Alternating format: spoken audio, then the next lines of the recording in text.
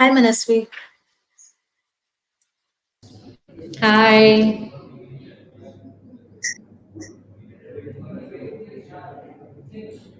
We're live now.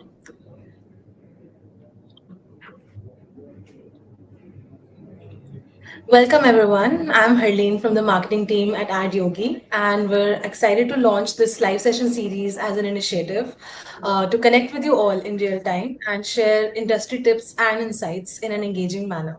And we're absolutely thrilled to have you all join us for our first live session. So, as you all know, that the festive season is just around the corner, and it is the most important and crucial period for any e-commerce brand. So, in order to help you make the most of this peak shopping period, we have invited a special guest, Manasvi Neyol, Senior Manager BI and Innovation at Adyogi. She has been a driving force in the remarkable journey of Ad Yogi over these last few years. And with 6 years of dedicated experience, Manasvi has been a pivotal part of Ad Yogi in driving growth. And she and her expertise lies in the diverse portfolios of brands like Dr. Vedya's, W for Women, Durex, and many more in sectors like healthcare, apparel and fashion, food and beverages, and home and lifestyle. So let's give her a warm welcome so that she can share her valuable insights with us today. So over to you, Manasri. Thank you so much for the introduction, Harleen. Hi, everyone. Thank you so much for joining in today and taking the time out to view this session. I have been working with Ad Yogi for a little over 6 years now, and it has been quite the journey, I must say. And I think the fact that I've been around for 6 years is testament to the fact that I do enjoy working here quite a lot. I have done almost all of the roles that you can think of, from being an account manager to strategist, and now to leading the innovation vertical. I think it's been a very fruitful journey for me with a lot of learnings over the last 6 years. And over this time period, we've really honed some strategies in terms of how can we optimize to the best of our abilities to take our campaigns from, let's say, just business as usual to the next level, and bring in some innovation into the picture to actually do something great, especially nowadays with AI coming up and so many new things happening in the world. I think everybody needs to have an innovation wing to just keep the thinking alive and just keep coming up with newer strategies round the clock. Thank you so much, Manasri. So, in today's session, we'll be diving deep into tips and strategies to help your e-commerce brand increase sales and boost ROAS through product feed optimization. So, everyone, get ready to learn, engage, and elevate your e-commerce game this festive season. And we want to keep the session interactive. So please feel free to share your thoughts and queries in the comment box, and we'll dedicate time at the end of the live session to answer all your queries. So, Manasvi, can you please share some important checklist pointers for e-commerce brands so that they can gain competitive edge during this festive season? Yes, absolutely. I think during the festive season, I know that a lot of brands will be planning to run some sale events and give some big discounts, because of course with Independence Day and then Raksha Bandhan and then Diwali is just peak festive season. So a lot of sales we can expect brands to put up. But I also think an equally important hook and an equally important event during the festive season is new launches, and we treat both of them separately here at Adyogi. So basically, for example, when it comes to a sale event, there are a couple of things that we want to make sure we should have. For example, the most important and the first thing that we look at is what kind of offer are we putting up for the audiences, because if the offer is not lucrative enough, it might end up not having the same kind of impact that we expect. Other than the offer, of course, a lot of other things we look into in terms of making sure that we do enough pre-buzz and create enough excitement about the event in advance, so that during the event we can focus more and more on remarketing, and our consideration phase happens during the pre-buzz part of it, making sure that whatever products are going on sale, or if you're doing a new launch, whatever new products are getting, we have to make sure that all of that is up to the mark. Our product feeds are right in place, your inventory statuses are getting updated real time, your titles are accurate, your titles have the most relevant keywords to hit the right audiences. So I think that is quite an important factor as well.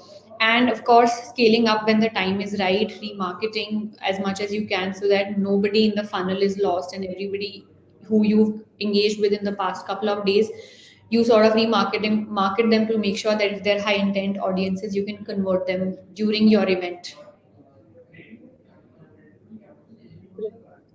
I absolutely agree that pre-buzz is definitely important when it comes to launching any sale event during the festive season, because I'm pretty sure it gives a lot of anticipation, festive spirit, and like top of the mind awareness in the minds of the audience. So moving on, Manasvi, can you share some important components of a high performing product feed? Yes, absolutely. So product feed from, in fact, all platforms perspective is quite important. I can talk about the Meta feed and the Google feed separately, of course. Let's start off with the Meta feed. Meta feed is most important from the remarketing perspective, for example, because if, let's say, somebody has seen a red shirt on your website and they've added it to cart, we know that they are considering buying that product and they might need a little bit of a nudge to make that purchase. So we should make sure that anybody who's added a certain product to cart should get that product remarketed to them. So basically, when we are setting up the feed for Meta and for any platform, in fact, we should make sure that the match rate is absolutely 100%. So the unique identifier for your red shirt on the website should be the same as the feed, so that the systems also know that this is the product that so and so user was looking at, and we have to show them the ad for that product. Of course, your stock statuses have to be most relevant and updated on a very regular basis, in fact, because let's say if I was looking at that shirt today, but tomorrow that product is out of stock, then it would not make sense to show ad, because now we don't have that product anymore, and we might want to show them the most relevant product or the products that have like very good click-through rates for us. So inventory is an important part. Of course, making sure that your match rates on the feed are very high is very important. Categorization is also quite an important part of the feed, because of course, basis of the category also the systems will optimize in terms of who to show the ads to. Your prices have to be updated. Your price cannot mismatch with what's on the website versus what's on your feed, so you have to have the right prices. A product description will also be very very helpful, so that you have some information related to the product right there on the feed. When it comes to Google feed, there are a couple of other things also we can do to optimize the feed. For example, titles. I don't know how many of our audiences know, but maybe we'll just do a quick round of questions. How many of you know that you can have a separate title just on the Google Merchant Center for the same product without having to make any changes on the website? If you could just let us know in the comments with a yes or a no.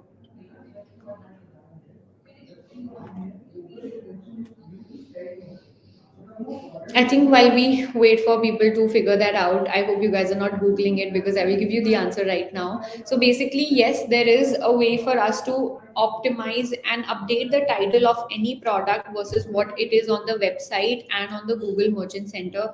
The idea is that nowadays we've seen a lot of advertisers like to have some nice unique names attached to their products, which they have for the products on their website. For example, this kurta that I'm wearing, on the website it's actually called the white gargi kurta set or something of that sort. But of course, when I'm in the market for an embroidered printed floral kurta set, I will go for keywords like I want to buy a printed kurta set or an embroidered kurta set, white, asymmetrical, etc., etc.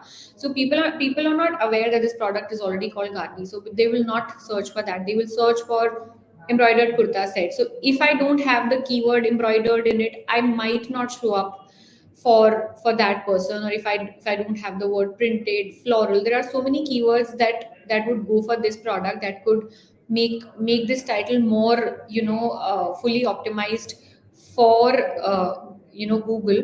So that is one of the key things that we've seen. In fact, at the times of like some festivals like Raksha Bandhan or Diwali, we've also seen people search specifically for that. I want a kurta set for Rakhi, or I want a sari for Rakhi. So we also, during those festive seasons, we kind of factor in for the seasonality, we factor in for the relevant season, and we'll probably add the word that this is from our Diwali collection, or from our Raksha Bandhan collection, or from our wedding collection.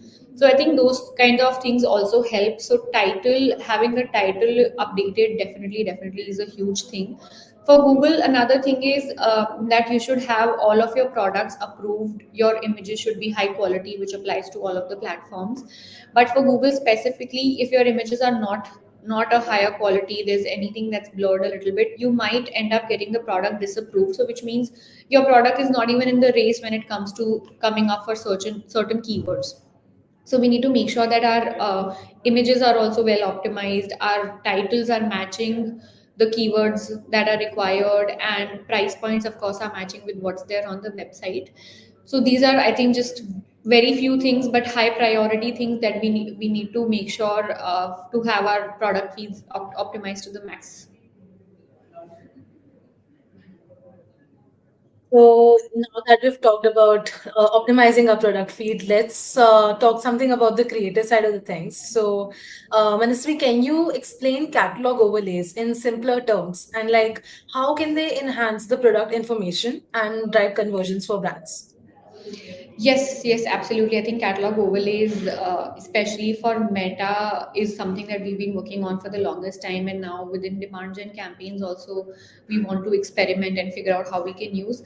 So catalog overlays is something. If anybody's been running ads on Meta, they would already know that within a basic bare minimum like white image, like this background image that you would have for any product, you can add certain overlays on top of it for which you don't need to edit that particular image at all, but it can apply to your entire website or a smaller product set that you want. What overlays we generally use is that, have in one corner at the top here we'll have some sort of a brand logo. In one corner we can have like the discounting, or let's say if it's a bestseller, it's a new arrival, that sort of stuff. But basically we do have at least 3 to 4 corners in that product image empty, where we can ship out a little bit more information about the product, the collection that it's part of, about the brand of course, because making sure that the brand is also at the forefront is a key factor. So with overlays, what we can do is that bare minimum model image that we have, we can add some extra factors to it. Now, a little twist here is that when you add your overlays from the Meta platform directly, it only applies to Facebook ads. So if the same ad, if let's say, the same ad has a brand overlay, it has some sort of a nice new arrivals pop up at the right hand corner and all, what happens is that that only applies for Meta ads, that's just Facebook ads. But on Instagram, it will come as a bare minimum blank image, and your headline and description go at the bottom. What the Adyogi tool actually can do is that this creative overlay that we're talking about gets added to your not only just Facebook ads but to Instagram ads as well.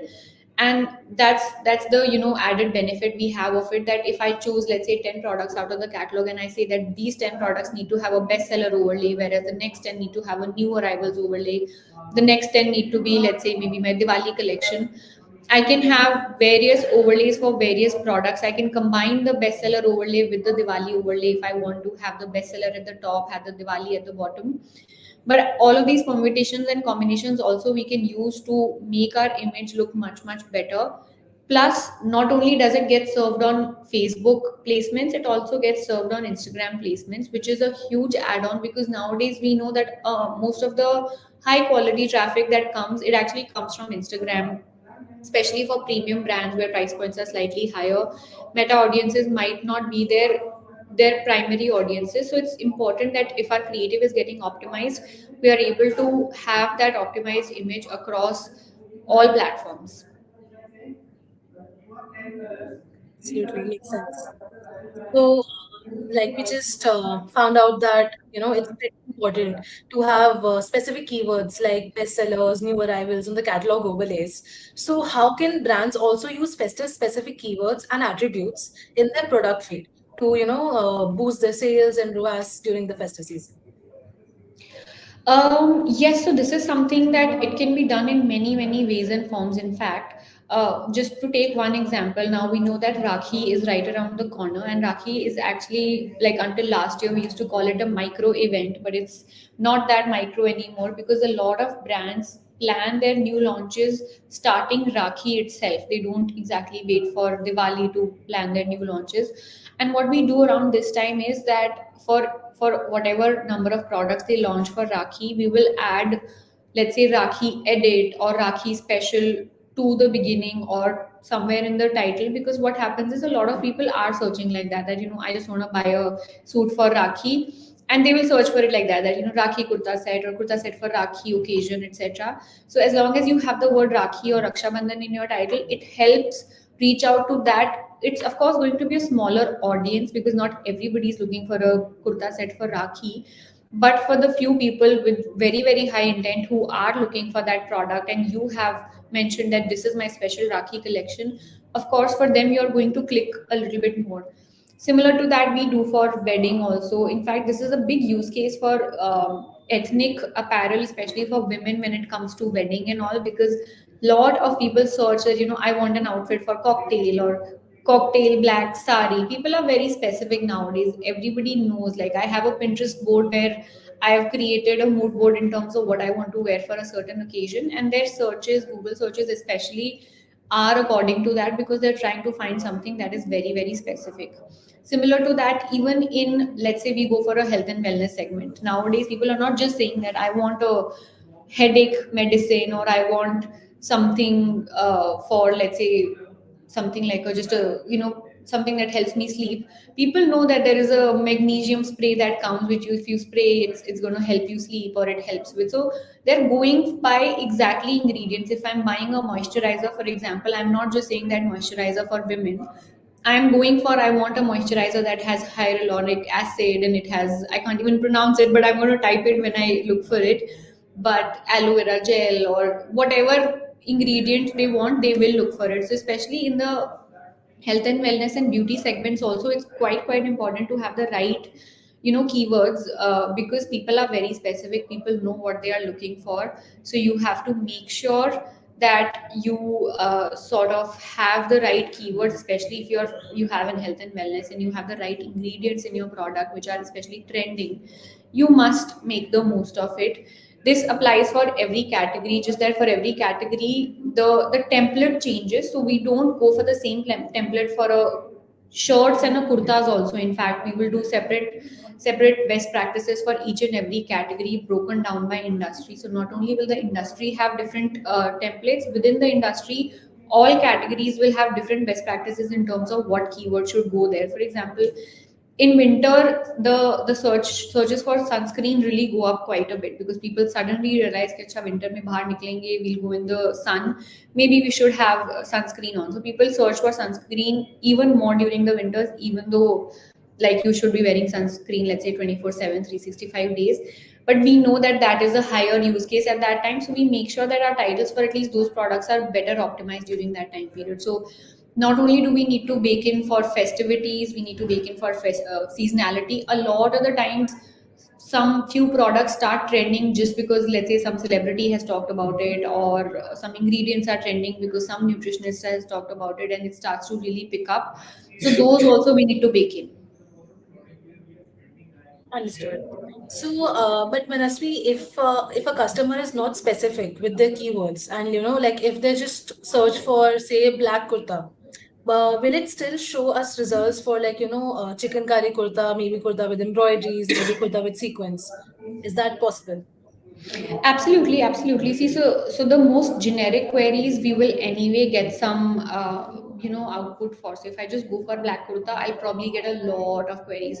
But we've done a lot of research behind this, and the Google team has helped us do this research to see that people's queries are becoming more and more specific. So actually, in terms of, let's say we were talking about fashion, people, the first thing that they search by is the brand name because they know what brand they're looking for.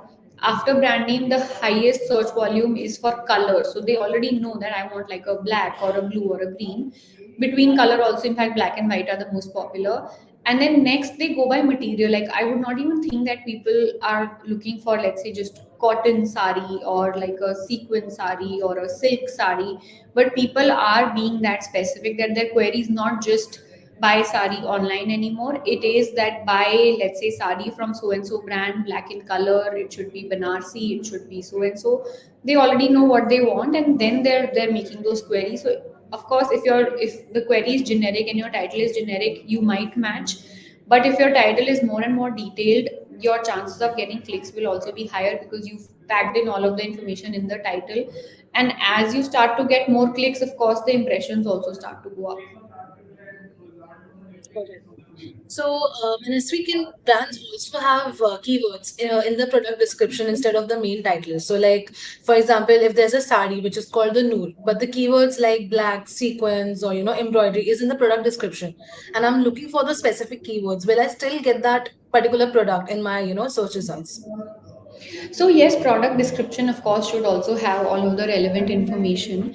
But the thing is that Google systems, when they're crawling, they will give most weightage to product title in terms of what's in the product title to figure out who to show the ads to.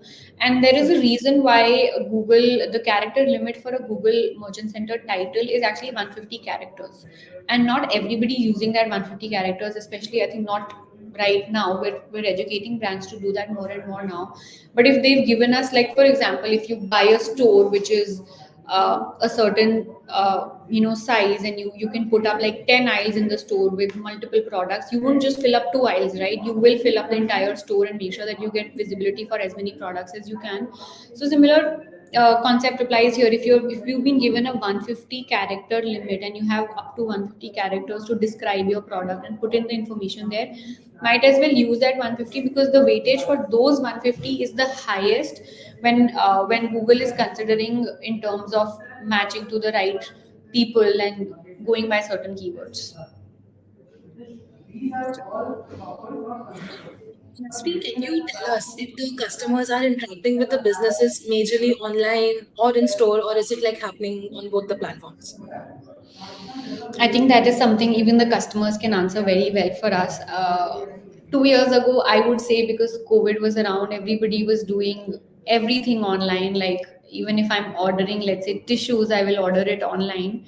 But post COVID, I think there has been a big uptick in that. The journey between online and offline has blurred a little bit. It's not that you're a pure online customer or you're a pure offline customer. It is possible that today when I'm in office, I'm looking through my Instagram feed and I find a product and I realize that, oh, this place has a store near my house, and might want to actually just visit them in person, try out the products, and then make a purchase. Similarly, you might be at the mall at some time just to watch a movie, but you come across a brand and you see their products and you really like it. So you might just go back home, look them up on Instagram or on Google, and then find their website and make a purchase online. So I think the journeys, there is no one route that people are taking from online to offline, offline to online. Discovery can happen on either of the places. Of course, chances of discovery happening online a little bit higher because of sheer amount of time that we spend online nowadays. But discovery can happen on both of the platforms, and then the purchase can happen on either of the platforms, different depending upon people's convenience, of course. So I would say that there is no fixed journey. It's not, you will always have customers coming into your retail store saying that, I discovered you online. And people who discover you online, like, who might even not know that you are present online because they've been your offline customers for the longest time. We should prepare for an omni channel world where just, people are around everywhere, especially where, let's say, price points are higher, or a product is such that you want to try it out in store. For example, if I'm buying a lehenga which is like really expensive, or some for some very important function, I might not want to make that purchase online. I would want to try out in store, see if I want to get the measurements tweaked. Similarly, if I were buying a new laptop, for example, I want to see what the laptop is like in store, see what the size is, use it a little bit, and then make that purchase decision. But at the same time, somebody else might be very much okay with buying a laptop online because they've seen a YouTube video from their trusted content creator, and they know what are the specs of the laptop, and they know that it's going to fit their use case entirely. So I think it depends from people to people also, and we should not assume that journeys are just constricted to one platform. It's now, I think, all over the place, and that's the whole meaning of omni-channel marketing. I absolutely agree with you on this. Like, even I would like to share my own personal customer experience. So, it was 2 years back when I visited a very renowned apparel brand in store, and they were running this offer where if your bill amount is above 4,000, then you are gonna get some coupons that you can redeem online on their website. And similarly, when I once visited a footwear store, I really liked the product, but I opted to buy that same product online because it was available at a much lower price.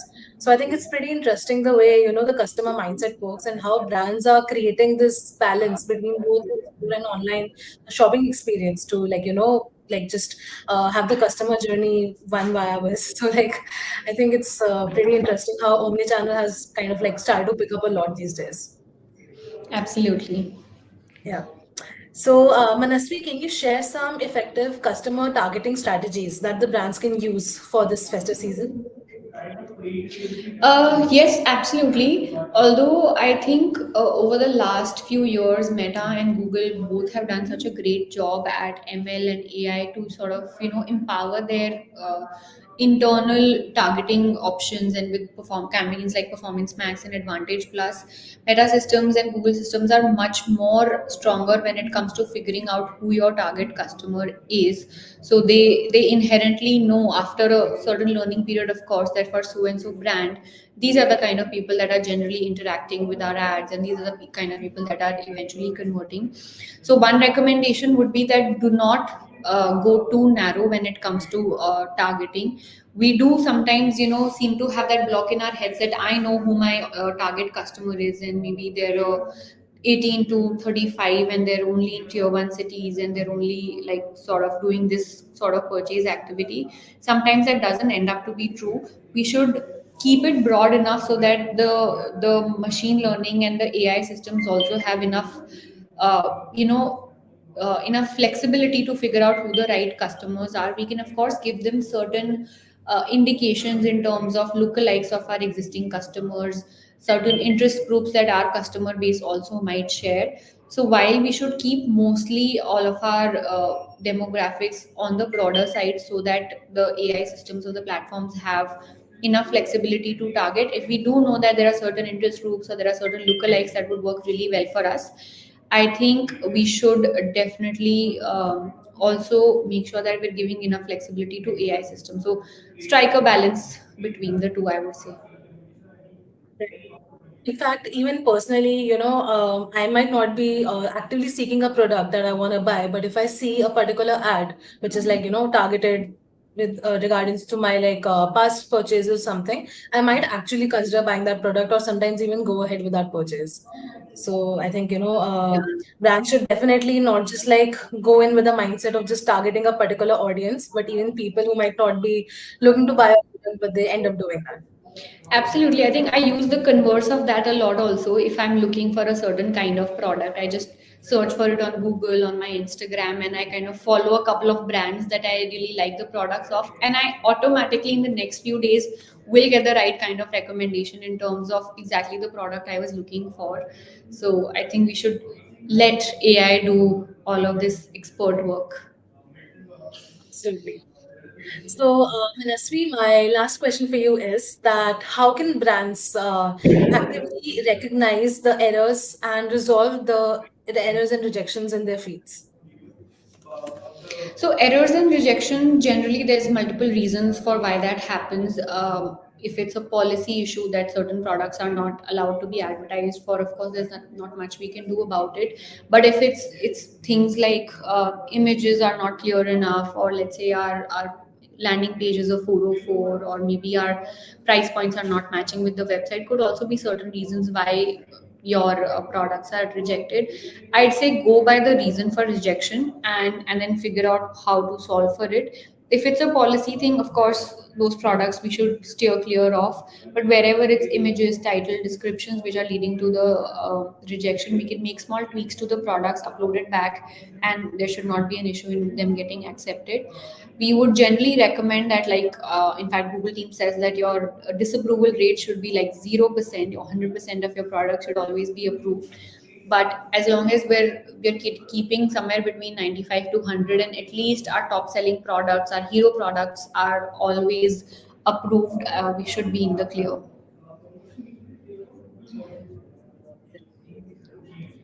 So, Manasvi, that's all from my end. Thank you so much for joining us today and sharing your invaluable insights, especially considering the upcoming festive season. And I'm pretty sure that your expertise has undoubtedly given some actionable tips and insights for our audience to help their brands increase their sales and ROAS for this festive season. Absolutely. I think looking forward to the festive season, quarter three is anyway one of our top times when it comes to e-commerce, especially. So looking forward to all of the shopping that's about to happen. Thank you so much, Manasvi, and thank you so much, everyone, for joining us today. Thank you. Bye bye. Manasvi, I think we have one question. So, Kanishk is asking that he has a query that the feed API is connected to Shopify, then how can we run a performance max campaign with manual feed? I think we'd have to understand from Kanishk exactly why we want to run the PMAX campaign with a manual feed. But what, just off the top of my head, what we could do is, if your feed API is generated via Shopify, you could extract it into an Excel format and you could make some tweaks to it, upload it onto your GMC, and then use it as a manual feed. Right. I think we can Kanishk, probably also, yeah, understand that question in depth later and figure out exactly what is the use case here. right. You're always welcome to reach out to us for any questions or queries that you have. Does anyone have any questions? They can drop their queries in the comment box and we'll answer them.